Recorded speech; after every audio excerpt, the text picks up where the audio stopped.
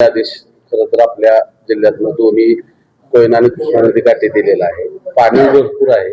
एका ठिकाणी तर पाणी पिण्यास वापरास बंदी आहे, तरी सुद्धा उपसाला पण बंदी आहे. हे पाणी वाया जाणार आहे. अशा वेळेला शेतकऱ्यांची मागणी आहे की ते पाणी उपसा करावा.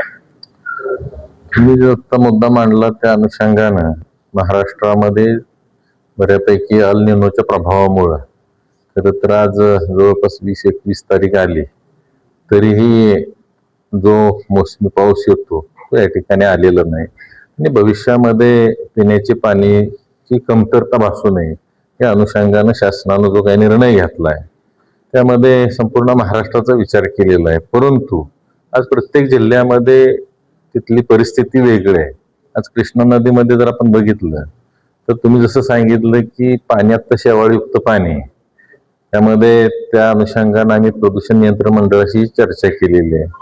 तर ते पाणी ऍक्च्युली शेतीसाठी वापरासाठी काय अडचण नाही आणि त्या अनुषंगाने ते पाणी वापरता आलं पाहिजे. त्याच पद्धतीनं आज कोयना नदीमध्ये पाणी आहे, तारळीला सुद्धा लिकेजचं जवळपास 135 क्युसेक्स पाणी वाहून जातंय आणि त्या अनुषंगानं त्या नदीकाठच्या शेतकऱ्यांची मानसिकता आहे की पाण्याचा वापर आम्हाला करता आला पाहिजे आणि त्यांची मागणी सुद्धा रास्त आहे.